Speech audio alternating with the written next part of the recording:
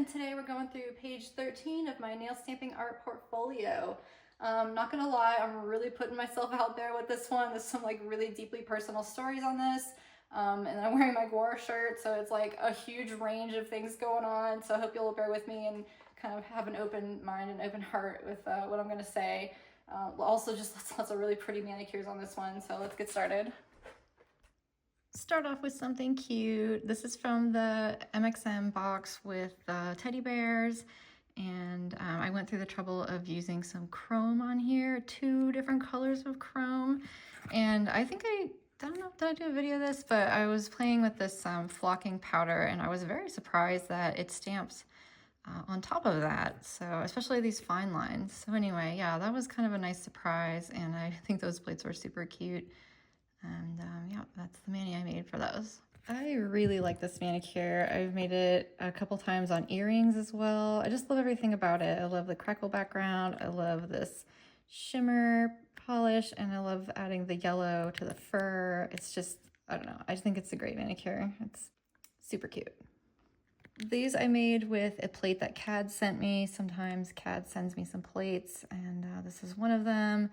Just these sort of Chinese looking lines. I really liked it, and it was just nice to put together like this really 70s color palette, and then kind of doing like a little French here. Yeah. Whatever month this was, I completed the GNC challenge. So the challenge for this was mushrooms, and I did sort of a bottom up looking scene here. I really like the colors I chose, and I just like everything about this. I used these mushrooms from that MXM box with the fantasy creatures and stuff. So that gave it like a really nice perspective to be looking up at the mushrooms and up at the sky. I think it looks really nice. This was a hedgehog prompt from GNC, and it's nothing really special design-wise, but I like went in with a microscope and I tried to do it as perfect as possible. So I don't think there's any mistakes with the reverse stamping. I was just really determined to get everything exactly in the lines. And yeah, it took forever. It took a really long time to make these, which is funny. I bought one of those sort of crappy plates off of AliExpress that had a lot of really cool images on it, and I combined that just to make this fun kind of like, I don't know, what do you call it? Sort of boho maybe. And I added those like really chunky glitters that I really like, that Sally Hansen Twinkle Twinkle. Got it in the on the wings there, you can kind of see, and the mushrooms and the planets. I don't know, nothing to say about it, but they're really cool looking. I don't know why I made these. It just kind of came out, and I wrote a poem about it, and I'll read it now. It's a little long. I was buried here. I came back to find myself, but there is nothing left. My soul searching for answers to questions that haven't been asked yet, the questions obscuring my soul. Under the hot sand, there is a rustling. Am I here after all? The ground shakes, it quakes, it hems and haws and twists and turns. Land is sea and sea is light. Shrapnel explodes upward to impossible heights. God licks his wounds. Liquid glass and fire rain down upon every creature. The blood of lizards turns to stone. Snakes hang from their own rope. Jackrabbit, can you see through your embered eyes? Oh yes, I am at home.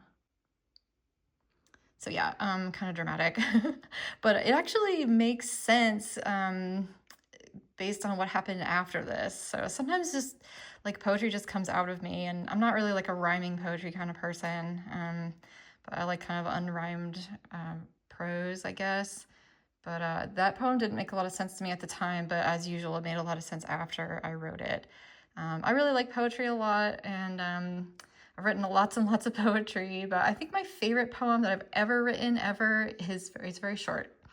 It goes, I squat in the garden and fart and pretend to smell the flowers. Yeah, that's it. That's it for me. Mic drop. Okay, yeah, these are just a really nice little Valentine's manicure, and I use one of my favorite glitter polishes in the background there. It's one of those Sally Hansen Jelly Belly buttered popcorn. Love that polish. Look how like yummy and dimensional it is. Love it. So yeah, that's just one of my kind of signature chaotic styles. I think these turned out really pretty. And yeah, Valentine's Day, these were with that MXM Coquette box. And I use this really, really beautiful lace plate for the background. Look how detailed it is. It looks a little bit like a Band-Aid, but I'm just really impressed with the pickup and stuff on that. Cleaning it is a nightmare though, but yeah, I mean, nothing really special about these. I use the colors from the box, but you know, they're sweet. And I kind of went with the coquette theme again, but I made it lemons. And I really just like how these turned out with the layers and everything and the kind of filigree. I think they just look really, really nice. And they look kind of yummy, like a lemon candy or something. Like the kind that used to come in the little metal tins. You know what I'm talking about? Yeah, yummy. And little white flowers are super sweet. This was GNC prompt. The prompt was leaves, so I went with tea leaves because I just couldn't think of a more boring prompt than just leaves. But yeah, I really thought they turned out cool. I used some more of that buttered popcorn there, you see. And the steam from the teacup is a little shimmery. And then I've got that textured polish for the tea bags. I just really like all of that. It came together really nicely. This is the manicure I would have posted if Kamala Harris had won the election, but she didn't, so I'm moving on. This was the MXM Portals box, the magic portals. I actually kind of had trouble with that box, just making it look kind of interesting, I don't know. So I think this was my submission. It's okay. I did sort of a sponge background, and I think I would have liked it to look a little more detailed, but that's just what it is. I kind of like how they look like seashells though, so I don't know. They're all right. I actually like these better, but they're just a little too simple, I guess. I don't even think I posted them, but there's something about it. I think the colors that I use for the brick is just like real spot on, and it just goes well with that turquoise. I don't know. They're really nice, but at the same time, they're like a little boring, I guess. I don't know. What do you think? I was gonna like put some plants and stuff, like plants were growing or like potted plants on the like in front of the brick wall, but I don't know. I just didn't want to mess it up. I mean, I gel coated it so I could still do it, but I just think they look nice how it is.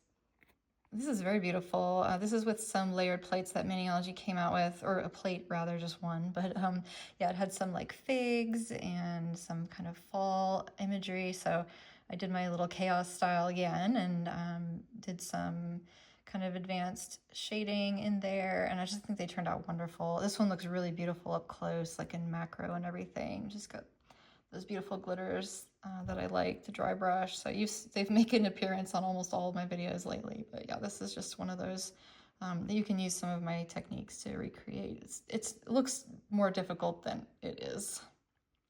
This was doing some more advanced stamping, and I'll get to it a little later, but I kind of loosely recreated this for demonstration purposes. But this is just really nice. I love the feel of this one, and I'd never seen, like, it's very rare to see male images on nail stamping plates, and so I was really excited to see not just males, but you know, like a fisherman, like an old man maybe even, just unique images. And I love how the water came out on this one. I just want to dive in there. It looks so good. That's that Essie Let It Bow that I'll never get again, I suppose. I think I found another bottle online for like $60. Like, no way. So anyway, I really like how these turned out, and yeah, they're just super beautiful. Really proud of these. This is not a Gwar mani, but I was definitely like thinking about and listening to, I think I was listening to X-Cops actually. They're the same guys, a different band. But I love Gwar. Like, I actually don't really listen to metal very often unless I'm just like having one of those days, you know? But Gwar is, if you don't know, Gwar is this shock metal band that they dress up like these disgusting monsters. It's everything horrible that you can think of. They go up on stage and they sing horrible, disgusting things, and they tear apart. It's usually politicians. They have these dummies and stuff that they bring out, and they just rip them to shreds, and they spray like fake blood and other bodily fluids all over the crowd, so you get completely drenched. It's the most fun thing ever. I'm obsessed. I heard of them actually when I was in Asheville years and years ago. It probably would have been like 2008 or something, 9 maybe. And I saw there's a venue here called the Orange Peel, And I used to hang out at a coffee shop that used to be across the street from there. And one night they were playing, and I could just hear it from outside. And I was so intrigued, but it was either sold out or I was too scared. But I really regretted that. I really, really, really regretted that I didn't go to that show, or I wasn't able to go to it. And so for 10 years, I pined to see them in concert. For 10 years, it was like top of my bucket list. And so I moved back to the Asheville area. I don't live in Asheville, but I live nearby now. And after being gone for such a long time, and they came to play at the Orange Peel. And so, of course, I bought tickets, and it was the best night of my entire life. I have never had so much fun. It was the best. It's the best. We saw them again last year. Something was wrong with their equipment, and I don't know, it wasn't as good of a show as that first one, but oh my god, you guys, I'm not kidding, it was like the best night of my life. It was so fun. They're the greatest. I thank God for things like Gwar. I mean, I just think it's the world just needs stuff like that. It's like, just to show how absurd things are, just the absurdity of all of this stuff, and just being able to see the humor in all of the, terrible absurdity in the world. I don't know. It's maybe I'm more philosophical minded about it than they are, but bro, they've been playing for like almost as long as I've been alive. So anyway, check them out, or don't if you're a sensitive person. But yeah, I love Gwar. I love them. So this is just sort of like vibing to Gwar. These I did as sort of like if you've been watching my videos, you know that I am not like a stranger to abuse and abusive people, and so it just doesn't really have an effect on me anymore. Like, it's very transparent to me, and I know the rules, and it's just, I mean, speaking of like absurd and pathetic, it's just so anyway, long story short, I was sort of targeted for no real reason. That's just, it's not really about anything ever. But I just took an opportunity to, whether that worked or not, I don't know. But I feel like my heart was in the right place. I took the opportunity of me being harassed to just kind of point out like how silly it is, and how you don't need to kind of buy into it or whatever. Like, you have choice. Like, I think the thing that this was directly in response to was that someone was saying like, oh, you have to talk to me about this, or you have to explain or whatever. But it's like, no, I don't. And I don't need to explain why I don't want to explain it. Like, you can just say no. Like, this applies to literally anything in your life. You can just say no. That's a full sentence. N-O, period. That's it. Goodbye. So I just was really hoping that people would kind of get that message, or at least kind of become a little enlightened about just to take that power away, because, you can't, nobody can take your power if you don't give it to them, right? It sounds simple, but, I don't know, maybe I've just been practicing a lot. But yeah, I posted some information on Instagram, a lot of it actually, about like recognizing abusive patterns and stuff, because they follow very strict patterns. And I have, at this point, when I posted that, I had never prayed, and I've never prayed sincerely, I guess I would say. And I prayed so hard. I was crying. I was just, please, God, please let somebody watch these videos and see these patterns for, so they can be helped in their own life. A lot of people are stuck in abusive situations and don't even realize it, or they feel like they deserve it. And I know it because I was there. And I just really pray that people open their eyes to this stuff and, choose to say no. Oh my God, so cute. This is like probably one of the cutest manicures I've ever made. I'm obsessed with just like the little details, the spots on the deer, the little nose on the mouse there. It's like pink and white. Yeah, I went all out for these. I love them. They're so freaking cute. So cute, so cute. Yeah, I don't have anything to say about it, but that was a Maniology plate, and I love them. This was a combo of 2 Maniology plates. There was is it toile or damask? Well, this like kind of wallpapery pattern in the back, and then the little sweet birds. Yeah, just really pretty. Don't have any special message about it, but really gorgeous. I'm really pleased with both of these, how they turned out. Very, very nice. Y'all know this one. So this was one of my most popular manicures of late, and it was a really popular video. I'm really glad you guys liked this one. I had a really, really good time making that video. So if you haven't seen that one, definitely check it out. It was a winner for sure. This was actually left over from Halloween, I think, maybe. But I love it. I just love it so much. There's something about it. I was really trying to go for like an Everglades look. I'm from Florida originally, and the whole middle of Florida is just a big old swamp. You know, the Everglades, you might have heard about it. And you know, there's a road that goes across it from coast to coast called Tamiami Trail, and they call it Alligator Alley. There's no lights on it. It's super creepy. It's just nothing but swamp. And I was gonna say it's rumored, but it's true. Like, people go out there to, you know, dispose of evidence, let's say. So I think it's probably, if I could be, it's the creepiest place I could possibly imagine being, especially by myself. Like, just imagine being in the Everglades at night, no lights around, just, but all eyes on you, you know what I mean? Because it's full of gators and everything. I mean, if you've never been to the Everglades, you have to go. It is crazy down there. Florida is another world. It is another world. This I did for the MXM collab for the Art Deco box.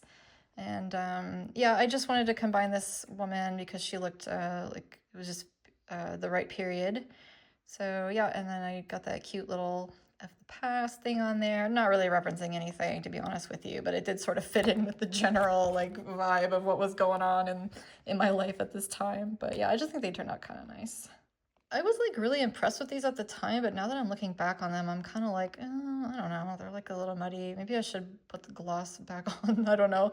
But yeah, I really like them. I think I did a nice job on the shading pretty much, except on her face, I made a little mistake. But overall, yeah, I'm really happy with these, and I think they look pretty cool. Okay, so I've mentioned this a couple times before, but that kundalini thing that happened to me, it completely changed my life, and I don't even really know how to talk about it because it's just really weird, and I'd never heard of this before. I've never had anything like this happen. I swear to God, I've just always been like a pretty normal person, but like this thing happened to me, and I'm like, my life is just really different. I had this, well, I looked it up after this all happened, but the symptom that I was having that was sort of the most distressing, and was this feeling of like the top left side of my skull just felt like it had a big crack in it, and it was just getting like stronger and stronger, like lightning was just trying to escape. And I was having these like really sharp pains in my left ear, like all the symptoms on this left side of my body, just really intense. And you know, I went on a forum to ask some people that were more knowledgeable of me, so I'll just read what I wrote, and that's just sort of like a rundown of my experience. So okay, so the short version is, so like over the last 5 years, I just started having a lot of these really strange physical symptoms, and they were just all on the left side of my body. So like I was getting electrical shocks in my leg. Like, I mean, that had been happening for like a long time, just having like these really weird electrical sensations, but it just at night would drive me nuts. So yeah, that was really persistent, and I would just sweat like crazy. Like I was just soaking wet in the morning, just wringing out the sheets, sweating. And then I would have chills, and I would be shivering. Starting like in kind of pandemic era, I started having these heart palpitations, which is again like kind of an older symptom. I've had issues with that when I was younger. It's not uncommon, but it was so bad I couldn't even walk some days. Like I couldn't even walk to the mailbox. I would just, like, my body was just not working. And you know, if you're a woman and you've ever been to the doctor, you realize that it's all in your head, you know. So I don't even bother with doctors anymore. But anyway, I did get a lot of tests done, and guess what? It was all in my head. I mean, I hate to say it, but it actually was. But anyway, like, it was really crazy. I was getting these like roaring sounds in my head. It sounded like a plane was taking off, like in my head. And then in my like inner ear on my left side, I still am starting again to get these like really sharp pains, like there's like a needle in my ear. And that and the skull thing was just increasing like more and more in frequency and intensity. I started getting sciatica. And I don't know if this is related, but I became gluten intolerant, and now I'm lactose intolerant. Hooray. And then there was this period of time right before this happened where for the entire month, everything was landing on my feet. It's like I was so clumsy that month, and things were like defying physics to like fall and then like land on my foot. And I was having all these foot injuries and stuff, and my left toenail actually fell off. Like it was one of the most painful things I've ever experienced. It just detached one night, and yeah, I had to get like some surgery for it and everything. Yeah, it was really crazy. And then after that happened, I haven't dropped anything on my foot since then. It was like the universe was targeting my foot. So that happened on my left side as well. I started getting more and more migraines. I'd had them off and on in my life, but they were just getting like multiple times a week. You know, it was like once a week, and then it was a couple times a week, and then it was like almost every day of the week I was having these migraines. And but you know, I'm just so desperate at this point. I never like believed in acupuncture and stuff like that, you know, kind of woo-woo or whatever. But there was an acupuncturist in town that I started going to, and lo and behold, it did cure my migraines. So that made me very excited and very hopeful. It made me feel a lot of really good things. And so I kept going to her, and I'm very, very fortunate that she's an incredible healer. She's very skilled at acupuncture, and she's very willing to work with me on like more spiritual things. So there was one time I went in there early on in my kind of journey with her, and I don't know, I couldn't tell you what points or whatever she was targeting, but basically, like, if you've ever gone to acupuncture, they put a bunch of needles in you, not too many usually, but you know, they put them in the right spot, and then you lay there for like 20 minutes, right? So she left the room, and I was laying there, you know, and I started to get this vision, and off to my right side was the vision of this mother. And it was interesting because the mother was me, but it was also like the mother, like capital T, capital M, mother. And when I saw her, I was instantly this baby. I was an infant, but I was also the mother. It's hard to say in words, but I was both. And when I looked up at this mom, I started to cry because I thought I was just expecting to be rejected. You know, I was just thinking, okay, well, here's my mom. She hates me. And then I thought, how could anyone hate a baby? I'm going to cry. I always cry when I think about this. I thought, how could anyone hate a baby? I haven't done anything, you know? And the mother, I picked myself up, and I held myself, and it was the most healing thing. Geez. It was so powerful, and it was so real.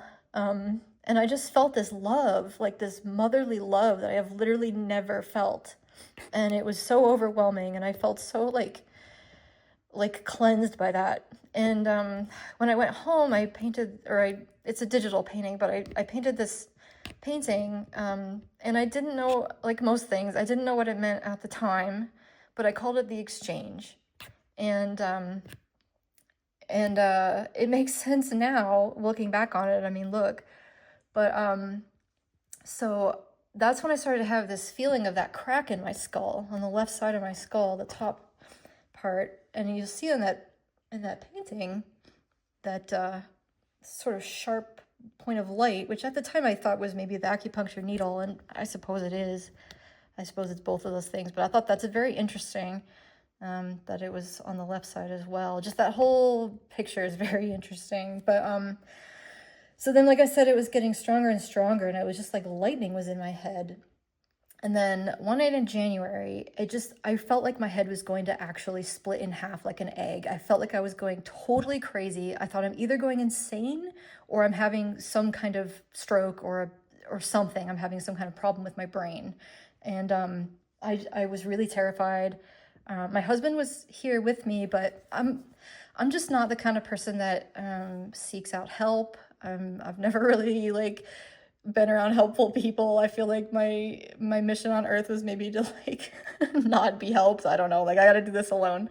But anyway, my husband is the most helpful person on earth, and he's the most loving, kind person I've ever met in my entire life. But for whatever reason, I just felt like he's not going to understand this, or like if I'm going crazy, like I'm never going to be able to talk to him again, or I don't know. I was really going crazy, and I wasn't really telling him what was going on, but he could see I was in a lot of distress.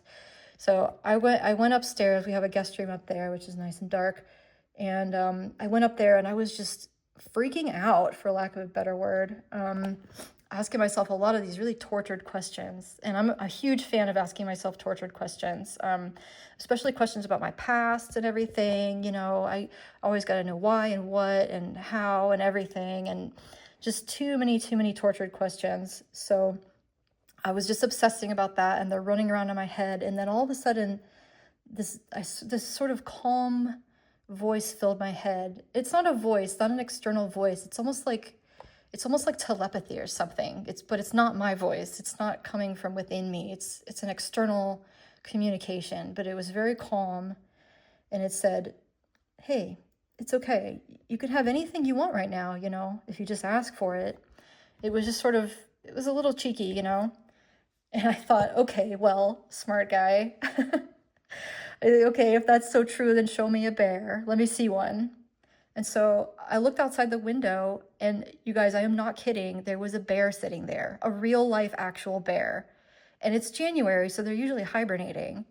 And it wasn't getting in the trash. It was just sitting there looking at me. I swear to God, it was, I really couldn't believe it. I went to another window. It was still sitting there. I went to the other window, back again. It was still sitting there. It wasn't really moving too much, but like it was alive. It was a really actual real bear.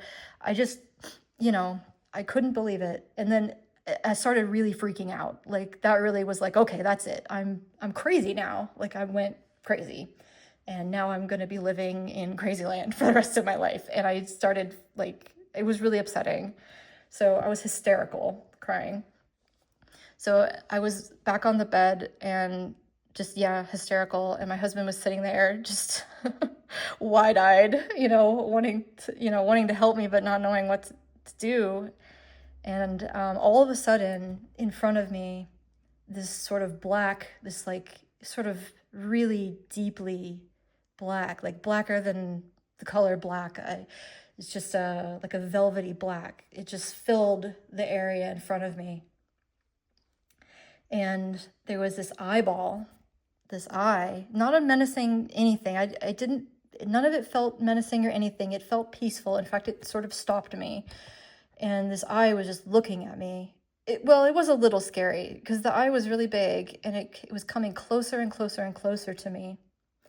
And then the eyeball was so close to my eyes that our eyeballs touched. So, and then it sort of, it told me basically, don't ask questions you don't want the answers to.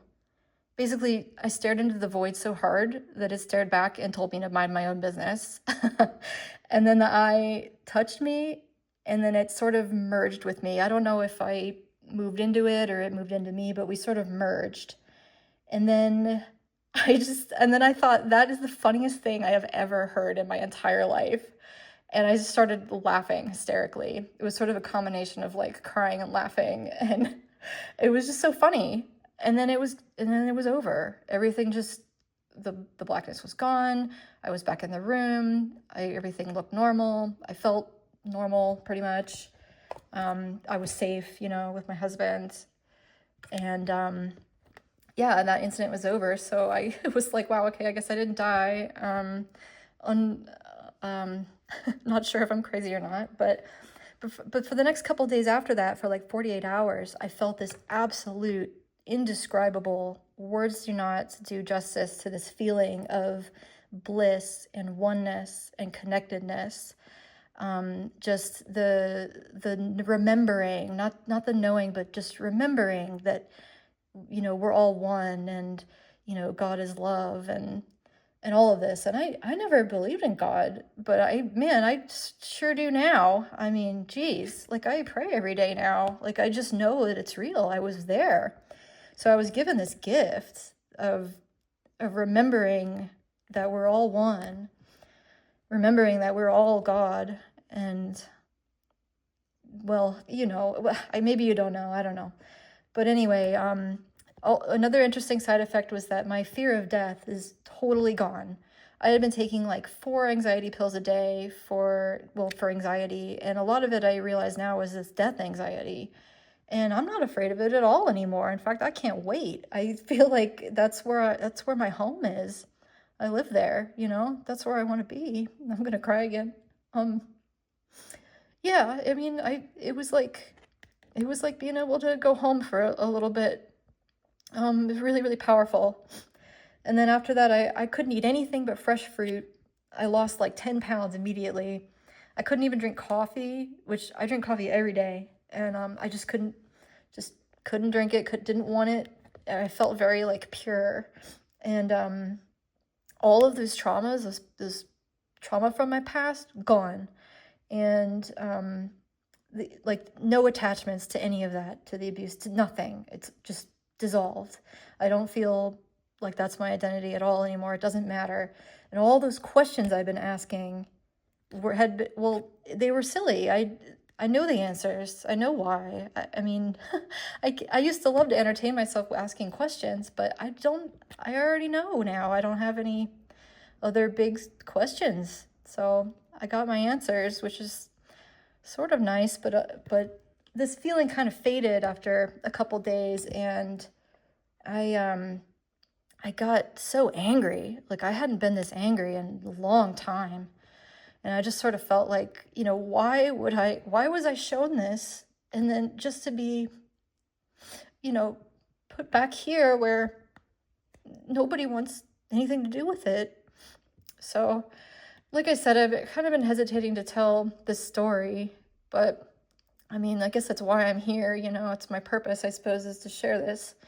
But it was very powerful for me, as you can probably tell. Really changed my life. I am a totally different person since this happened, and it happened out of nowhere. I mean, there were a lot of physical things I can look back on and piece together, but I wasn't doing anything really. I do like breathing stuff. I do like passive meditation, but I never have a goal, you know. I just meditate and breathe, you know, in certain ways because it feels good. But I was not aiming for anything like this. And boy, yeah, I mean, I've gone on for way too long about this, but that's my story. That's my kundalini experience. The reason why I think it was on the left side is that's associated with the female energy, or like a motherly energy, which is really interesting, going back to that vision about the mother, because that energy surge was all up my left side, all up that female side of my body, and it just exploded. My head literally bust open, you guys, and there was God. So yeah, that's that. This is a little bit related to that. These next two are also, but this I started a dream collab. Nobody really wants to be in these collabs, but there's a couple of nice people that have continued to participate. But I'm kind of doing like an art therapy kind of thing. I just think art therapy is really important. So I themed this one about reoccurring dreams, and this one was interesting because when I started this collab, I was having these reoccurring dreams where and I've been having these for my whole life, where I am looking for something, and it's usually in an old house full of stuff. There's so much stuff, or like a really nice condo or something like that of a relative who's passed, and I'm looking for something. And I don't know what it is, but I know it's valuable. And so these dreams just consist of me going through different rooms and rummaging through things. And, you know, sometimes I'll find like jewels or, you know, things that are valuable in real life, but in the dream, it's never what I'm looking for. It's never it. So after the Kundalini thing happened, I had a dream where I was traveling looking for something, and this other traveler stopped me, and he had a handkerchief in his hand. And when I came over, he opened it up, and there was this bunch of glass vine tomatoes, just made out of like blown glass or something. And it was very vivid, and I saw them and I said, oh, wow, that's it. That's it. And I woke up, And that's what I'd been looking for. So all of my dreams since then have also involved traveling, but now I'm helping someone else and they're trying to find something and neither of us know what it is, but we'll know it when we see it. So that was, this is my manicure about my reoccurring dreams that actually the kundalini experience brought closure to that particular series. So now I've been traveling a lot through cities and shopping malls and motels and stuff. So I'm not entirely sure what it's about. I guess it's just sort of an endless shining journey. But anyway, that was my manicure for that. This was kind of a recreation of the painting that I did from the acupuncture. So just that that lightning kind of bursting out. And I've had visions before under certain circumstances where I have been traveling into a galaxy, sort of a very purpley colored galaxy, and there's just millions of stars, and I'm just floating towards it, and it's just in space. I don't know. They're kind of fleeting, but when they happen, they're very powerful and very real. So I just kind of wanted to show a little bit of what it looks like. And I put these, you can't really see them too well, but there's those orbs and stuff floating around. So yeah, I really don't know what that is, but that's just some other kind of visions and things I've had throughout my life that have been kind of memorable. So I just wanted to recreate that as well. So all those three are related. Yeah, long stories, but okay. This is just like a regular manicure. You probably recognize this one. I did a nice YouTube video to show how to do, mostly just to demonstrate how to do these mountains here. And yeah, nice manicure. Go watch the video if you're curious to know more about it. This was just playing with layers, and yeah, I don't have much to say about this either, but I've been really enjoying different kinds of shading techniques and doing a lot of dry brushing with some of my favorite glitters there. So this is just some monkeys in a very hot tropical jungle. I did a video of this. I filmed an hour worth of footage and I didn't realize that my phone slipped and like none of it was on camera. So the manicure actually didn't turn out that great anyway. It's not that great, but I put it in the book anyway, just you know, for posterity. But I was trying to do like a cherry blossom kind of layered look, but yeah, fail.